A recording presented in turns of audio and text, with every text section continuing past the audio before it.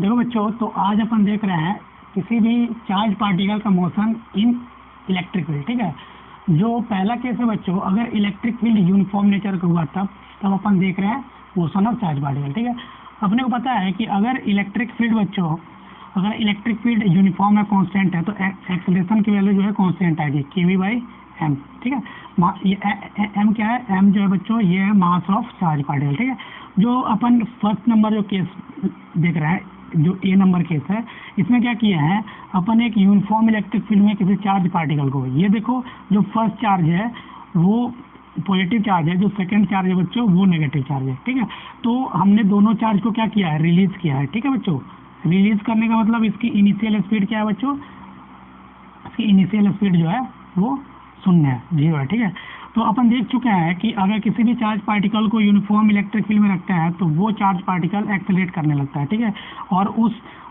Acceleration की value आती है kV/m, जो कि कांस्टेंट होता है। ठीक है, अब पाथ कैसे होगा, अगर वो पॉजिटिव चार्ज है बच्चों, तो जो Fe लग रहा होगा वो अलोंग द इलेक्ट्रिक फील्ड लग रहा होगा, पाथ जो होगा स्ट्रेट लाइन होगा। ठीक है, देखो अगर मैं न्यूटन्स के इक्वेशन को यूज करूं, जो फर्स्ट इक्वेशन है वो है final speed is equal to u plus at।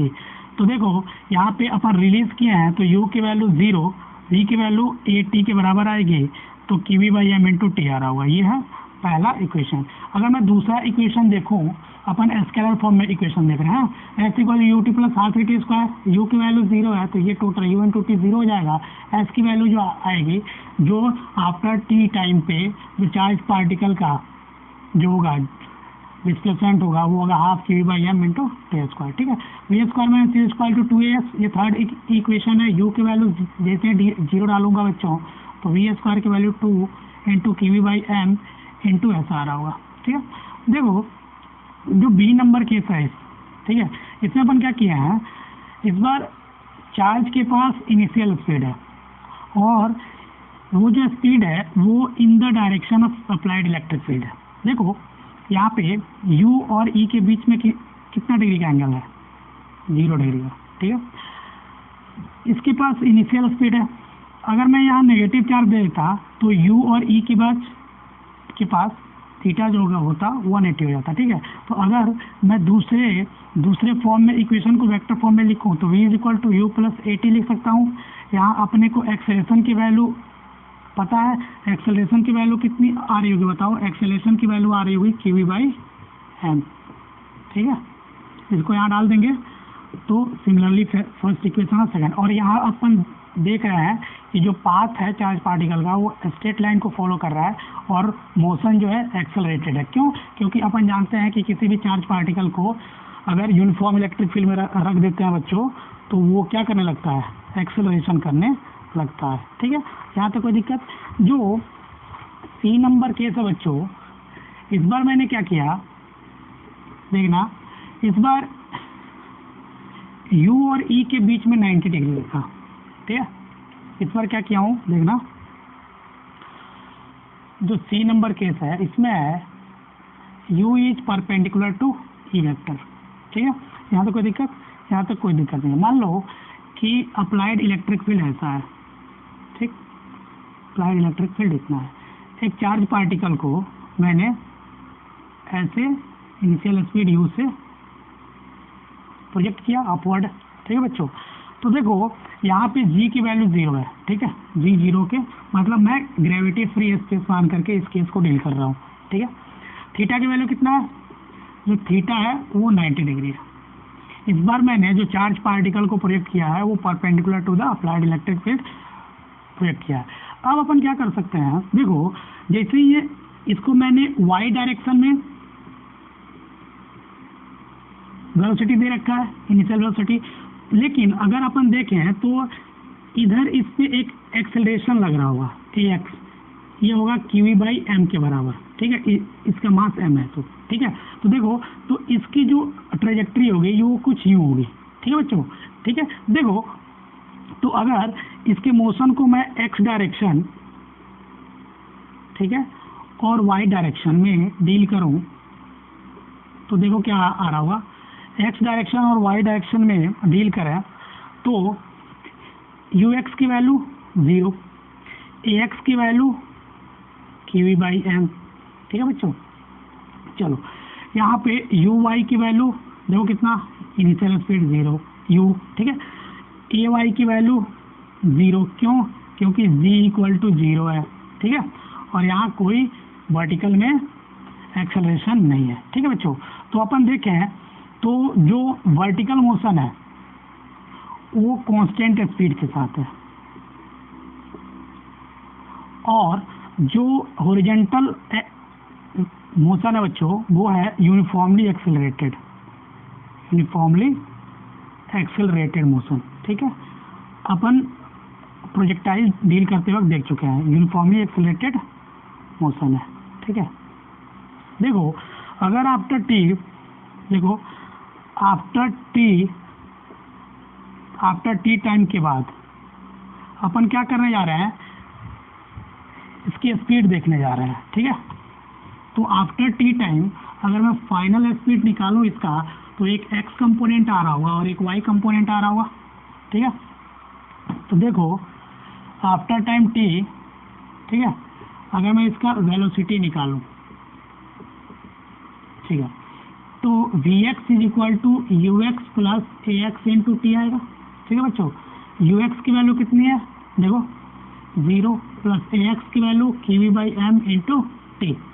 तो वी एक्स की जो वैल्यू आ रही होगी वो आ रही होगी q we by M into t, ये आ गया वी एक्स। अगर मैं वी वाई निकालूं बच्चों, तो देखो वी वाई जो है ये कांस्टेंट स्पीड के साथ जा रहा है, तो यू वाई प्लस, ठीक है, ए वाई इंटू टी, ठीक है। तो वी वाई को मैं कितना लिख सकता हूँ, यू वाई की वैल्यू कितनी है, यू के बराबर, चलो ये निकल गया। तो अगर मैं फाइनल वी निकालूं तो we x I cap plus we Y A cap आ रहा होगा। तो वी की वैल्यू कितना, वी एक्स की वैल्यू कितनी है, q we by M into t i cap plus u j cap, ठीक है। अगर किसी भी इंस्टेंट पे मैं एंगल निकालूं, तो एंगल जो tan अल्फा आ रहा होगा वो आ रहा होगा u by Q we by M, मतलब M Y divided by Q V, ठीक है, ये एंगल आ रहा होगा, ठीक है। चलो अगर हम डिस्टेंस कैलकुलेट करें आफ्टर टाइम टी पे, तो देखो क्या आ रहा होगा। After time T distance calculate करना चाह रहे हैं, तो आफ्टर टाइम टी पे अगर डिस्टेंस कैलकुलेट करते हैं तो देखो कितना आ रहा होगा। डिस्टेंस अगर कैलकुलेट करते हो, डिस्प्लेसमेंट कैलकुलेट करो, ठीक है, डिस्प्लेसमेंट कैलकुलेट करो, ठीक, डिस्प्लेसमेंट वेक्टर कैलकुलेट करते हैं, ठीक है। देखो मैं एक्स डील कर रहा हूँ, x is equal to u x t plus half a x t square. देखो एक्स की वैल्यू यू एक्स में कोई वेलोसिटी नहीं थी, plus half a x q by M into t square. तो एक्स की वैल्यू कितनी आ रही होगी, half q we by M into t square, ठीक है। सिमिलरली अगर वाई को देखें तो u y t plus half a y T square, ठीक है। तो वाई अगर अपन डील करें तो यू वाई की वैल्यू यू है प्लस टी इंटू 0, ठीक है। तो वाई की वैल्यू आ गई u इंटू टी, ठीक है। तो अगर अपन डिस्प्लेसमेंट को लिखें बच्चों, तो कैसे लिखें, एक्स आई cap plus y j cap. तो डिस्प्लेसमेंट वेक्टर जो आएगा वो कितना आ रहा होगा, half q by M into t square i cap plus u t J cap, ये आ रहा होगा डिस्प्लेसमेंट वेक्टर, ठीक है। अगर अपन इक्वेशन ऑफ ट्रेजेक्ट्री निकाला, इक्वेशन ऑफ ट्रेजेक्ट्री क्या होती है, ठीक है। तो path, nature of path traced by the charge particle is known as trajectory of that charge particle, मतलब एक्स और वाई में relation which is independent from the time. तो देखो मैं अगर इसको पहला इक्वेशन बोलूँ, ठीक है, और इसको अगर दूसरा इक्वेशन बोलूँ, तो पहला इक्वेशन क्या है, देखो मैं डिराइव करने जा रहा हूँ इक्वेशन, ठीक है, equation of trajectory in this case, ठीक है। इक्वेशन ऑफ ट्रेजेक्ट्री कितना आ रहा होगा। देखो अपन देखिए कि x की जो वैल्यू आ रही है वो आ रही है half QV/m into t square, ठीक है।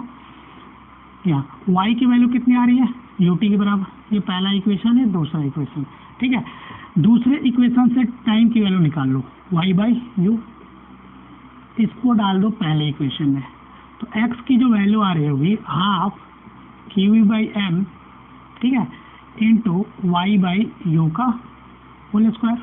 तो जो x की वैल्यू आ रही होगी वो आ रही है half m u square QV into y square, मतलब x is equal to QV divide by 2 me square into y square. This is the equation of trajectory, means nature of path traced by charge particle, ठीक है।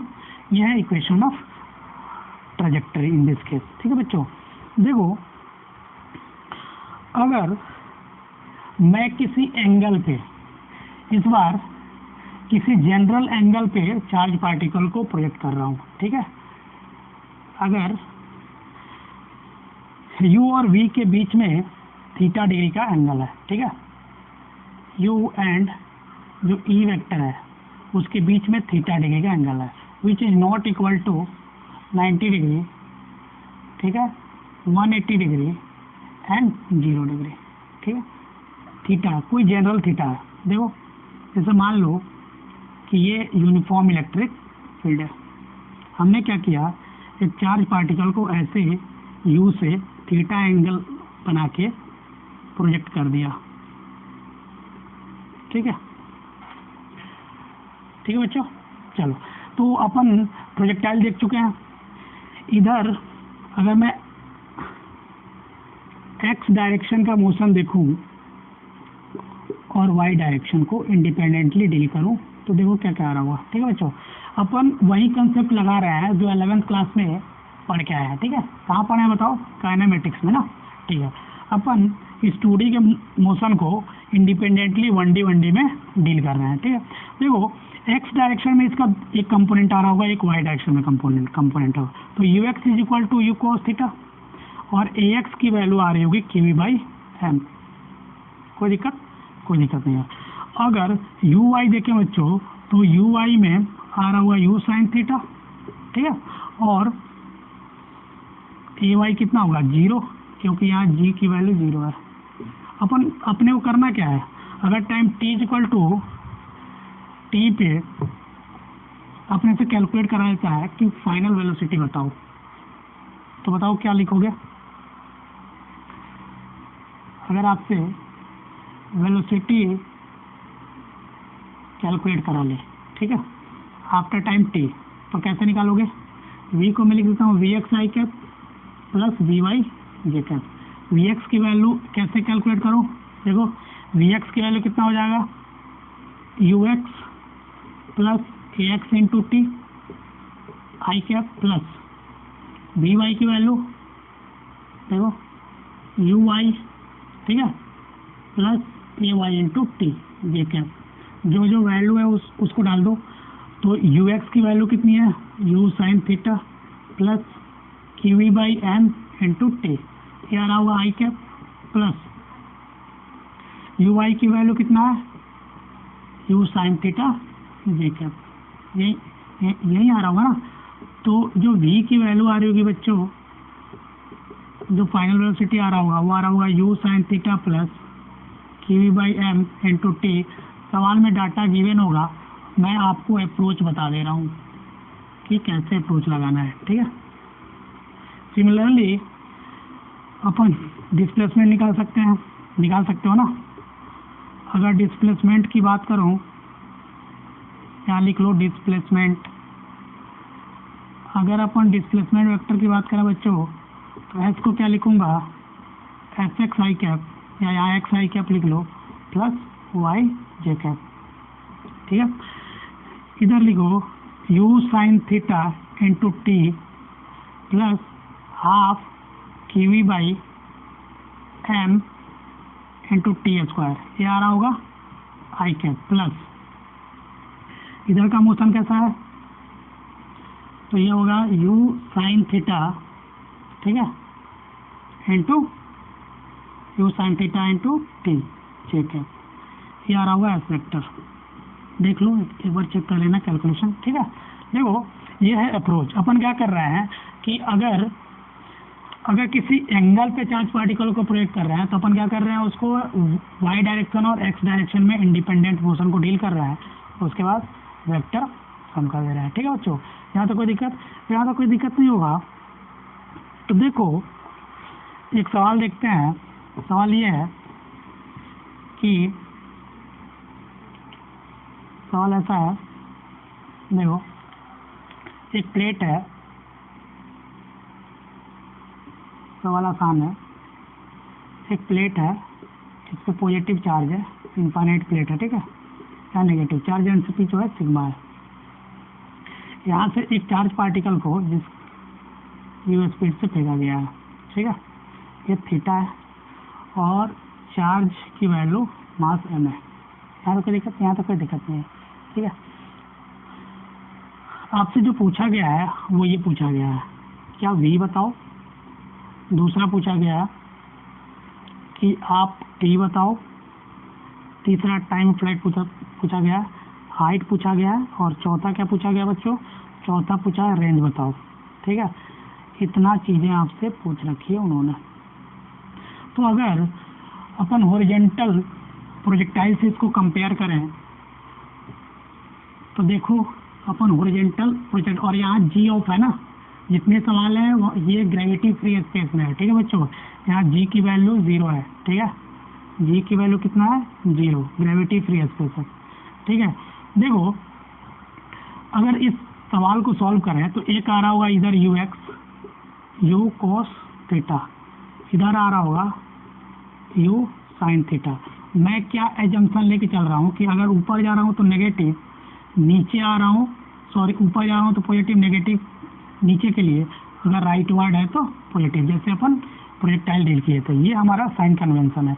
इस sign convention के according मैं v calculate करने की कोशिश कर रहा हूँ, ठीक है, आफ्टर टाइम t पे, ठीक है। देखो अगर मैं पहले का सॉल्यूशन बनाऊँ,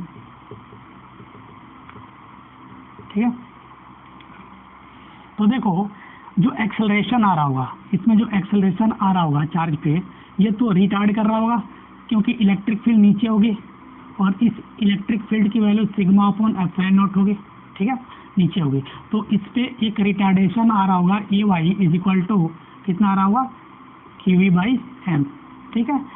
चाहोगे तो ई की वैल्यू डाल देना, तो Q sigma epsilon not into M आ रहा होगा ए वाई, जो कि नीचे लग रहा है, ठीक है, जैसे एक्सेलरेशन ड्यू टू ग्रेविटी काम कर रहा था, ठीक है। तो देखो अगर हॉरिजॉन्टल मोशन कंसीडर करा तो ये कांस्टेंट स्पीड के साथ है क्योंकि एक्सेलरेशन तो है नहीं, और ऊपर वाला जो मोशन है वर्टिकल वो रिटार्डिंग मोशन है, ठीक है। तो देखो अगर v कैलकुलेट करें तो ये आ रहा है v x I cap plus we y j cap. एक्स वाला जो मोशन है वो कांस्टेंट मोशन है, तो u cos थीटा, ठीक है, आई कैप आ रहा होगा, प्लस ऊपर वाला रिटार्डिंग मोशन है तो u sine theta minus Q by M into T J cap आ रहा होगा, ठीक है। ये आ गया v के, इस प्रोजेक्टाइल आता है, मैं जी मान के चलता हूँ आपसे, इसीलिए मैं इस सवाल को आसानी से सॉल्व कर रहा हूँ, ठीक है। देखो टाइम ऑफ फ्लाइट क्या आता है, टाइम ऑफ फ्लाइट जो आता है वो आता है, वो तो टाइम ऑफ फ्लाइट कितना कि ये हॉरिजॉन्टल रेंज जितना ट्रैवल करने में वो कितना देर हवा में रहा ना, यही होता है ना टाइम ऑफ फ्लाइट।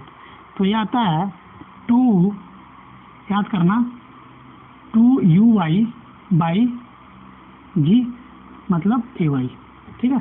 तो time of flight 2 times u(y) कितना था, u sine theta divide by ay कितना था क्यू बाई एम। मैं यहाँ ई की वैल्यू नहीं डाल रहा हूँ, ठीक है। ये आ रहा हुआ टाइम ऑफ फ्लाइट। जो तीसरा निकालना है बच्चों वो है हाइट। प्रोजेक्टाइल में हाइट कितना आता है बताओ। जो प्रोजेक्टाइल में हाइट आता है बच्चों वो आता है u² u y² divide by 2a Y आता है ना, is equal to U sine theta का whole square divide by 2 into की बाई एम। तो एच की वैल्यू जो आ रही होगी बच्चों वो आ रही होगी U sine square theta upon 2 की बाई एम, ये आ रहा होगा एच की वैल्यू। चलो रेंज क्या आता है, रेंज जो आता है you x into time of flight, यही आता है ना, you x into time of flight. मैं चौथा पार्ट सॉल्व कर रहा हूँ। जो टाइम ऑफ फ्लाइट आता है बच्चों वो देखो क्या आता है, टाइम ऑफ फ्लाइट आता है यू एक्स इंटू जो रेंज आता है वो आता है you x into time of flight, ठीक है। तो you x into time of flight को क्या लिखा था, देखो टाइम ऑफ फ्लाइट को 2 u y divide by a y, ठीक है। यू को क्या लिखा था बताओ, यू एक्स को लिखा था यू कॉस थीटा, फिर 2 को मैं बाहर निकालता हूँ, ठीक है। यू आई को लिखा था यू साइन थीटा अपॉन की वी बाई एम। तो देखो 2 यू स्क्वायर, ठीक है, कॉस थीटा और into sine theta divided by की वी बाई एम आ रहा होगा। आपको पता है 2 sine theta into cos theta को क्या लिखते हैं, you square sine 2 theta upon की वी बाई एम, यही आ रहा होगा, ये आ रहा होगा इस केस में रेंज, ठीक है बच्चों। क्योंकि अपने को पता है कि sine 2 theta is equal to होता है 2 sine theta into cos theta. यहाँ तक तो कोई दिक्कत नहीं होगा, यहाँ तक कोई दिक्कत नहीं होगा। देखो ये सिंपल, मैंने सवाल जो फ्रेम किया है वो ये है कि मैंने जी को हटाया और acceleration due to electric field G के डायरेक्शन में ही सेट कर दिया। तो सिंपल करना क्या है, जहाँ अपन जी लिख रहे थे वहाँ की वी बाई एम लिख देना है, साइन कन्वेंशन वही का वही रहेगा जो अपन पहले से डील करते आए हैं, ठीक है बच्चों। ये है सिंपल सा कंसेप्ट। इसके ब्याह पे आपको क्या करेगा, सब कंसेप्ट ऐसे लगेंगे, आपको क्या करेगा डाटा, जैसे यू आई की वैल्यू दे दिया, ठीक है, यू की वैल्यू दे दिया, थीटा की वैल्यू गिवन है, ई की वैल्यू गिवन है, चार्ज का अमाउंट गिवन है, मास गिवन है, तो अपन इस पे न्यूमेरिकल फ्रेम कर सकते हैं। बस अप्रोच आपको मैंने बता दिया कि अगर यूनिफॉर्म इलेक्ट्रिक फील्ड में किसी चार्ज पार्टिकल को लिखते हैं तो जो केसेस बनते हैं उसको कैसे डील करते हैं, ठीक है बच्चों। देखो अपन जो दूसरा केस ले रहे हैं बच्चों ये है कि अगर मान लो कि यूनिफॉर्म इलेक्ट्रिक फील्ड ना हुआ तो कैसे सवाल को अप्रोच करेंगे। अगर यूनिफॉर्म इलेक्ट्रिक फील्ड नहीं हुआ तो जो एक्सेलरेशन आएगा वो कांस्टेंट नहीं रहेगा, और कांस्टेंट इक्वेशन ना हो तो एक्सेलरेशन कांस्टेंट हो या कांस्टेंट नहीं हो बच्चों तो भी तो अपन इक्वेशन यूज कर सकते हैं ना, बिल्कुल कर सकते हैं। चलो देखो जो केस 2 है बच्चों वो ये है, जो दूसरा नंबर केस है वो ये है बच्चों कि चार्ज पार्टिकल का मोशन अपन देख रहे हैं in non uniform electric field. अगर नॉन यूनिफॉर्म इलेक्ट्रिक फील्ड में बच्चों, अगर नॉन यूनिफॉर्म इलेक्ट्रिक फील्ड में चार्ज पार्टिकल को प्रोजेक्ट किया जाता है तो उस समय केस को कैसे डील करते हैं, ठीक है। देखो अपने को पता है कि एक्सेलरेशन इज इक्वल टू कितना होता है d v by d t, तो अपन लिख सकते हैं कि d we is equal to a d t, ऐसे लिखा जा सकता है, ठीक। मान लो t1 समय पे v1 स्पीड है और t2 समय पे charge particle pass v2 speed है, तो अपन ये इक्वेशन आराम से यूज कर सकते हैं। देखो एक्सेलरेशन इज इक्वल टू ये भी होता है v d v by d x, v d v by d x, तो अपन इसको ऐसे यूज कर सकते हैं v डी वी का इंटीग्रेशन इज इक्वल टू, ठीक है, ए डी एक्स। अगर किसी पर्टिकुलर x1 पे अपने को वेलोसिटी गिवन है, किसी पर्टिकुलर डिस्टेंस पे वेलोसिटी गिवन है, तो अपन इस इक्वेशन का यूज करेंगे। तो ये 2 इक्वेशन यूज कर सकते हैं जब एक्सेलरेशन क्या हो, एक्सेलरेशन कांस्टेंट नहीं है, तब अपन इंटीग्रेशन का हेल्प ले सकते हैं। जैसे मान लो कि अगर इलेक्ट्रिक फील्ड फंक्शन है x का, तो एक्सेलरेशन जो आएगा वो q बाई एम आएगा, तो ये भी x का फंक्शन आएगा। तो इस केस में जो एक्सेलरेशन है वो नॉट कांस्टेंट, ये कांस्टेंट नहीं है, मतलब ये वेरिएबल है। तो वेरिएबल के केस में अपन इंटीग्रेशन का हेल्प लेंगे। जैसे अगर एक्स और वी में दिया हुआ है तो ये वाला फॉर्मूला यूज करेंगे, वी और टी में दिया हुआ है तो एक्सेलरेशन निकालते वक्त ये यूज करेंगे। ठीक है बच्चों, देखो अपने पास एक सवाल है, छोटा सा सवाल ये है, देखना कि यहाँ एक्स एक्सिस है और यहाँ एक्स एक्सिस है और यहाँ वाई एक्सिस है। एक्स इक्वल टू 0 पे यहाँ माइनस क्यू चार्ज है, ठीक है, और जो इलेक्ट्रिक फील्ड है बच्चों वो वेरी कर रहा है E not into X I cap, ठीक है, ऐसे वेरी कर रहा है। यहाँ माइनस क्यू चार्ज है जिसको अपन यहाँ से वी नॉट से छोड़ दिया है। ठीक है, अपने को पता चलता है कि एक्स डिस्टेंस पे इसकी जो फाइनल स्पीड है वो 0 हो जाती है। तो आपको ये एक्स कैलकुलेट करना है कि कितना होगा। चलो ठीक है, चार्ज पार्टिकल का मास ही है ना, ठीक है, एम मास है इसका। ठीक है बच्चों, देखो एक्स और वी अपने गिवन है तो फार्मूला यूज करेंगे ये वाला। तो एक्सेलरेशन इज इक्वल टू कितना हो जाएगा बताओ, कि v by m is equal to q by M into e not into x. ये जो होगा बच्चों वो रिटार्डिंग मोशन होगा, देखो क्योंकि इससे फोर्स लग रहा होगा इधर जो कि वेरिएबल फोर्स होगा। ठीक है, क्योंकि वेरिएबल इलेक्ट्रिक फील्ड है।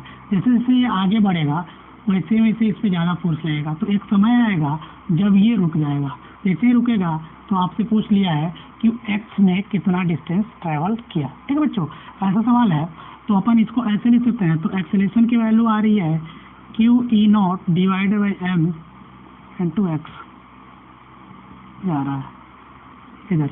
ठीक है, तो अपन एक्सेलरेशन लिख के आए तो एक्सेलरेशन लिख देंगे v D v by d x. इसको रीअरेंज करता हूँ तो वी डी वी की वैल्यू आ रही होगी, देखो ए डी एक्स का इंटीग्रेशन।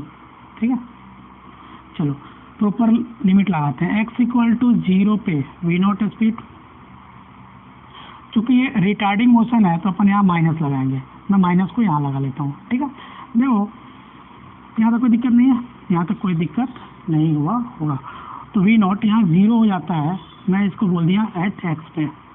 एक्सेलरेशन की वैल्यू डालो तो माइनस वी नॉट से 0 V D we is equal to आ रहा होगा। देखो एक्सेलरेशन की वैल्यू अगर Q E not by M बाहर निकालो तो integration over X D X आ रहा होगा जो कि एक्स इक्वल टू 0 से एक्स के वेरी कर रहा होगा। अगर मैं इसका सॉल्यूशन यहाँ बनाता हूँ बच्चों तो देखो क्या आ रहा होगा। अगर यहाँ सॉल्यूशन बनाऊँ तो देखो क्या आ रहा होगा, ये आ रहा होगा V not square minus 0 is equal to आ रहा होगा, देखो Q we by M x square by 2 0 से एक्स।